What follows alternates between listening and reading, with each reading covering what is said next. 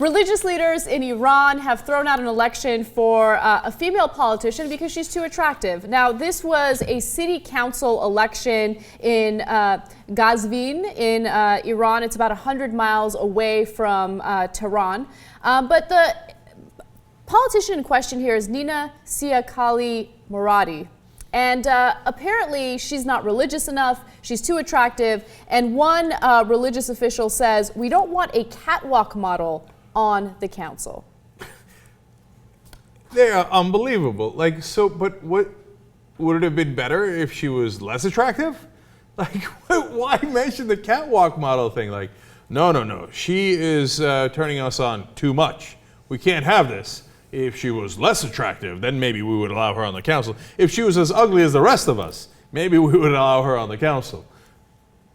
When I first saw the headline, I literally thought, no.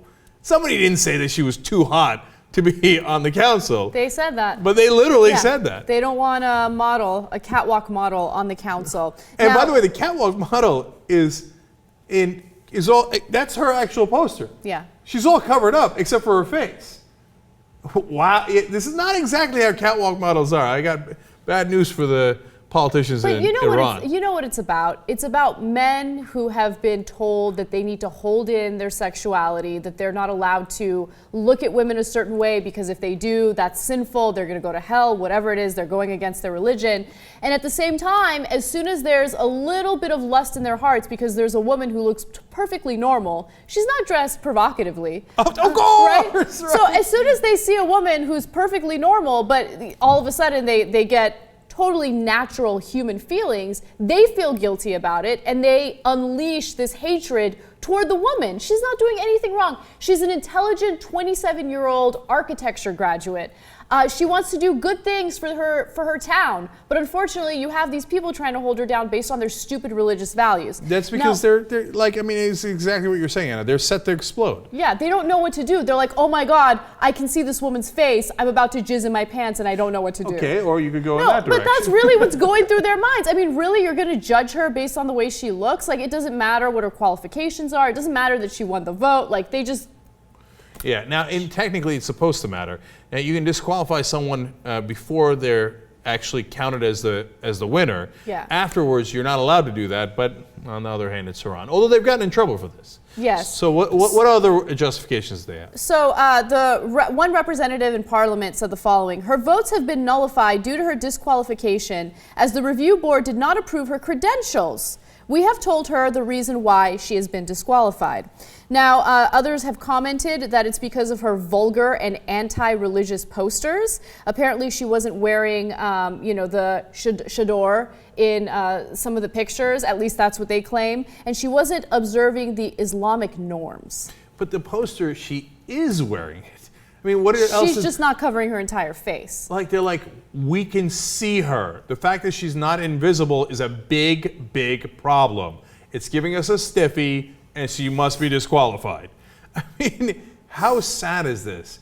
And I feel terrible for Persians. I mean, what a great culture, and these fundamentalists are ruining it. And it's how embarrassing is it? Every time I read stories about Iran, I think of the guy who does the graphics for our show. His name is Ali. And he told me, like, I went to Iran for a number of weeks, and you're so used to seeing women completely covered up that after a while it does get to you. Like, you'll see a little bit of skin, and all of a sudden you'll get a thrill out of it. So imagine, you can see this woman's face. Wow. So now, what's weird is that in Iran you can see a lot of women dressed like this. Yeah. It's not like everybody's in a burqa or anything like that. No. And so you can see a lot of women's faces.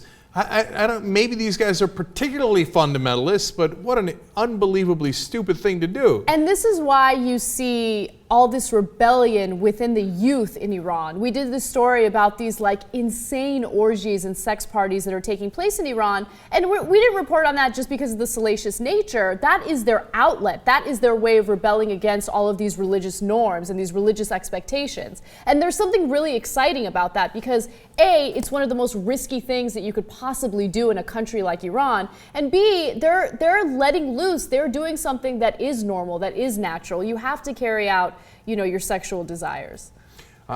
Here. Agreed on that. Show me your campaign poster one last time.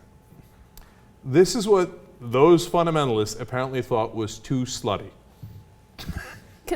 I mean, unreal. I normally don't like to do this, but I have to say, she is unbelievably beautiful. She is. She's a beautiful woman. Well, you know, what I've said before is that the real crime against humanity that the Muslim fundamentalists have done in Iran is to cover up the Persian women. She's so beautiful. Okay, so there's so many beautiful Persian women, and to put them behind a veil it's an injustice.